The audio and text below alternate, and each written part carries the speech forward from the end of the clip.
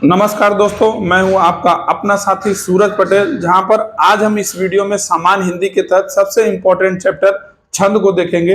अक्सर मैं देखता हूं कि जिन परीक्षाओं में सामान्य हिंदी के तहत क्वेश्चन पूछे जाते हैं, वहां पर छंद से कम 1 से 2 और अधिकतम 3 से 4 क्वेश्चन आते ही आते हैं। तो ये एक ऐसा टॉपिक है जहां पर आपके ये पेपर में आपको एग्जाम क्लियर करने में बहुत ज़्यादा सहायता प्रदान करेगा।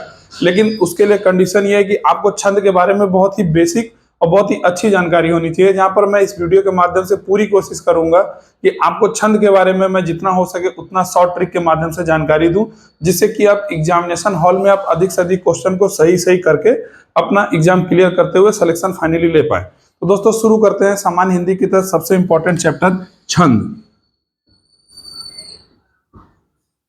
दोस्तों छंद जो होता है हमारा, ये बहुत इंपॉर्टेंट है, जो कि सामान्य हिंदी के तहत ही ये एक टॉपिक, एक चैप्टर है सामान्य हिंदी में, जो कि अपना इसका अलग ही वेटेज होता है। और अक्सर लोग कंफ्यूज रहते हैं क्योंकि इसके बारे में प्रॉपर आइडिया या प्रॉपर वो बोल सकते हैं बेसिक जानकारी का अभाव होता है। जहां पर इसकी गलती की वजह से या बेसिक जानकारी की वजह से कई क्वेश्चन गलत कराते हैं एग्जामिनेशन हॉल में। तो दोस्तों छंद का जो बेसिक मतलब होता है वो होता है आच्छादन।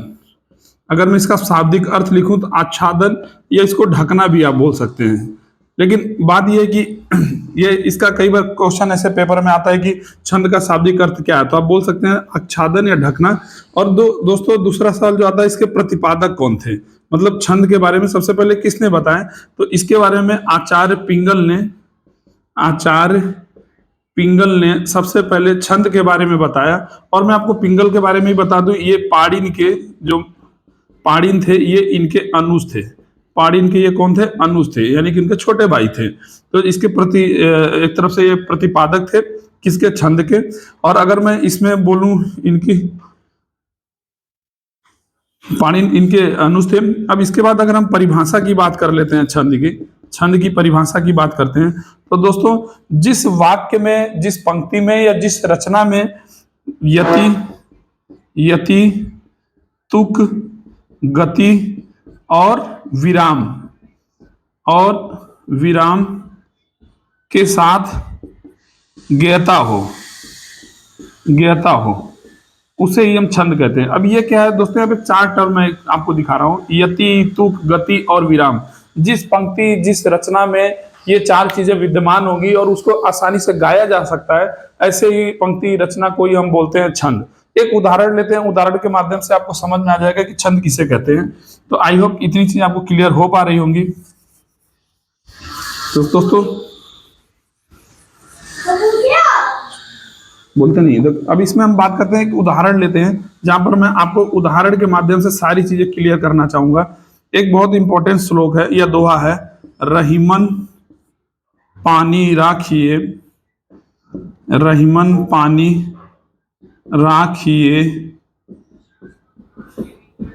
बिन पानी सब सून, बिन पानी सब सून, पानी बोलो नहीं बेटा, गयो ना उबरे मोती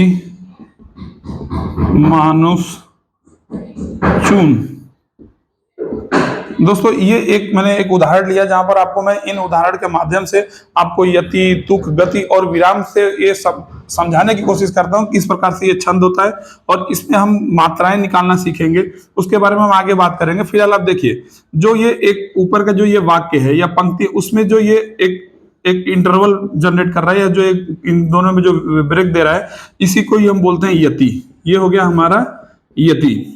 इसके बाद दोस्तों ये जो राखिए, उबरे, ये जो मिलते जुलते हैं, जहां पर थोड़ा सा हम खींच के बोलते हैं, इसी को हम लोग बोलते हैं गति। ठीक, तो यति क्लियर, गति क्लियर। और ये जो यहाँ पर एक खड़ी पाई है या जो यहाँ पर 2 पाई है, इसी को हम बोलते हैं विराम। यति, गति, विराम। अब बात कर लेते हैं तुक। तो यहाँ पर जो राइमी वर्ड होता है, आप इंग्लिश में आपने छोटे बच्चों को पढ़ते हुए देखा होगा, राइम्स। तो राइम में क्या होता है, जैसे यहाँ पे सून है, चून है, तो ये एक दूसरे से राइम मतलब एक दूसरे से मिलते जुलते हैं, जहां पर आप बोल सकते हैं कि एक बहुत राइमिंग वर्ड है या तुकान टाइप का है। तो ये हो गया हमारा तुक।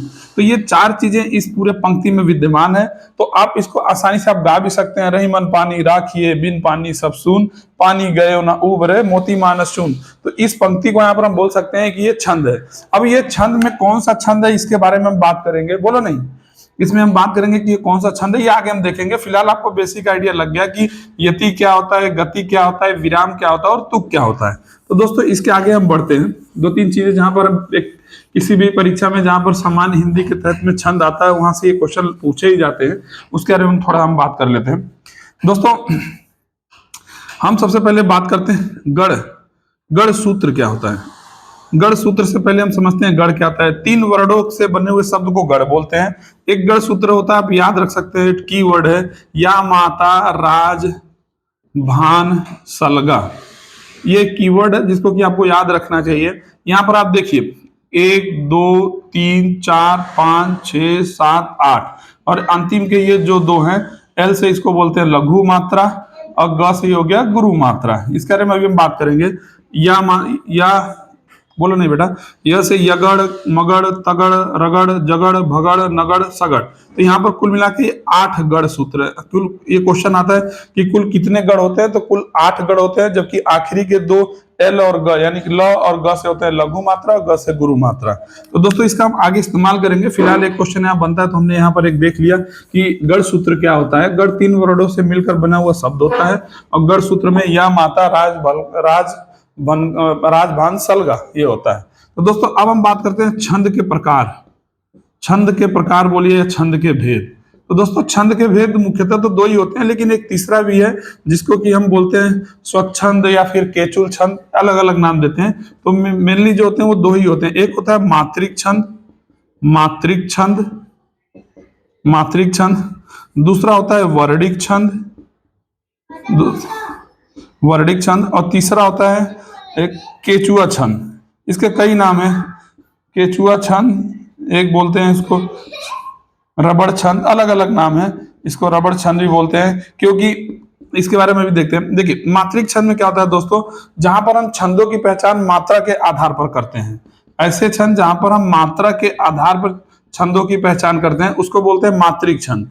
ऐसे छंद जहां पर हम वर्णों या अक्षर के आधार पे, वर्ण या अक्षर के आधार पे हम छंद की पहचान करते हैं उसको हम बोलते हैं वर्णिक छंद। लेकिन ऐसा छंद जहां पर छंद के नियमों का पालन ही ना हो, छंद के नियमों का उपयोग ही ना हो, प्रयोग ही ना हो, उसको बोलते हैं हम स्वच्छंद छंद या फिर केचुआ छंद या रबड़ छंद भी बोलते हैं। एक इंपॉर्टेंट एग्जाम्पल में क्वेश्चन से भी पूछता है, जूही की कली।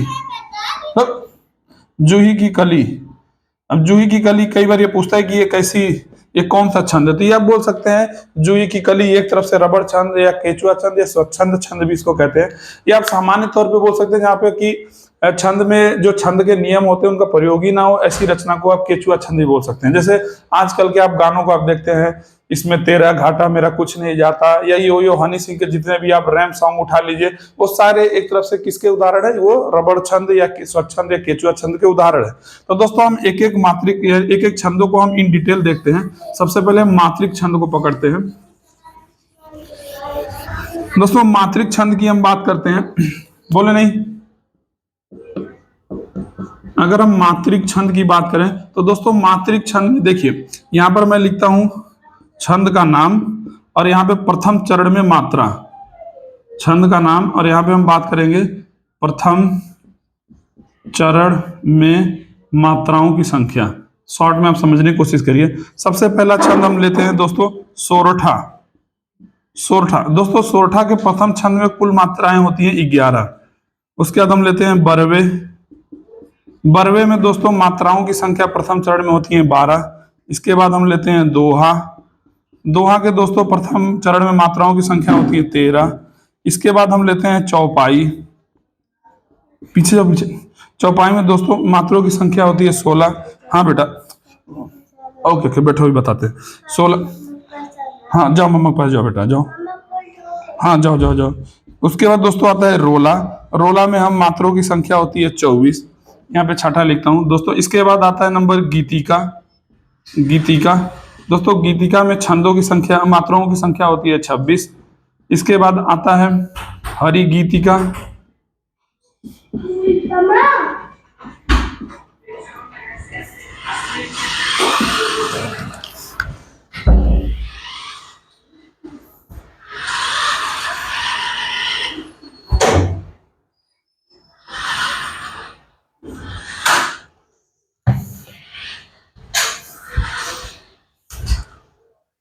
दोस्तों इसके बाद आता है नंबर हरि गीतिका, जिसमें मात्राओं की संख्या होती है 28।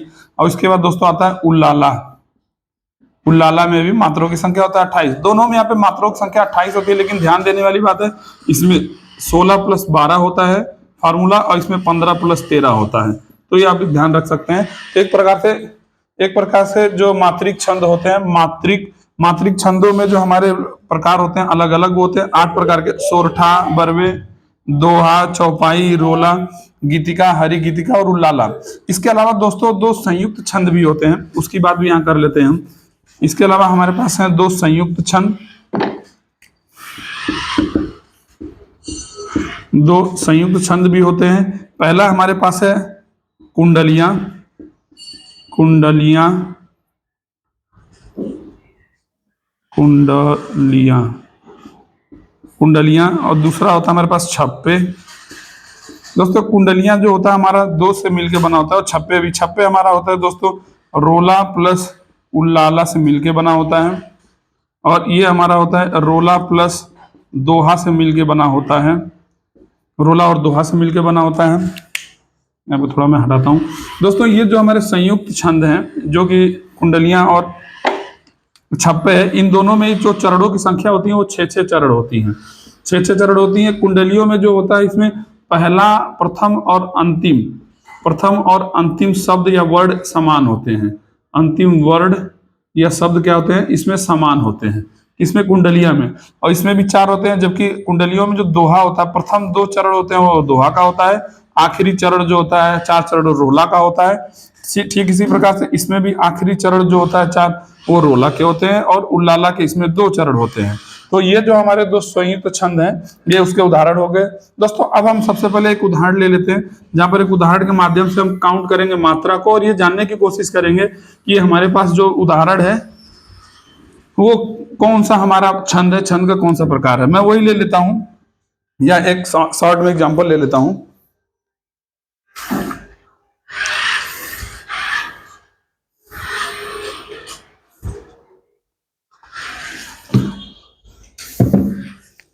एक उदाहरण लेता हूं दोस्तों।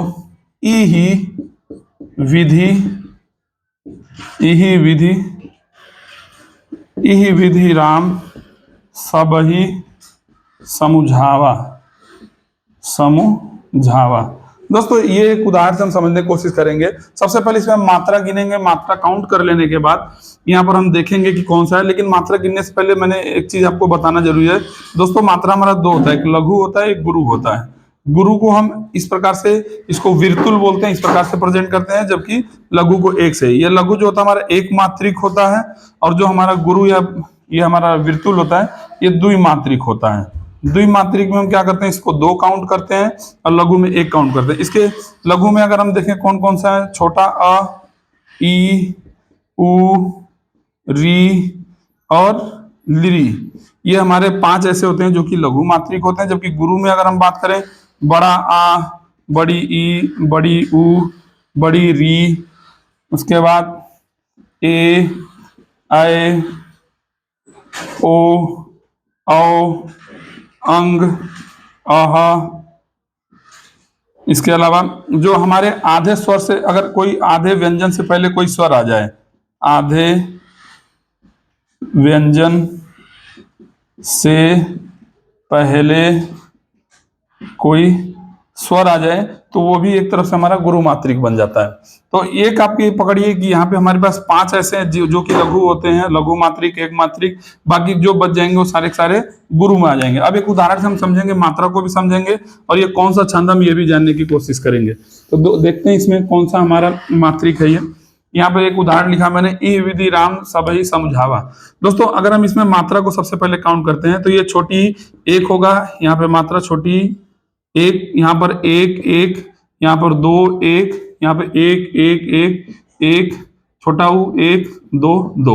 दोस्तों इस प्रकार से हम यहाँ पे हम काउंट कर लेंगे कि कितने, एक एक लॉजिक यहाँ पे हम गिन लेते हैं। पहले मात्राओं को काउंट करते हैं, 1 2 3 4 5 6 7 8 9 10 11 12 14 16।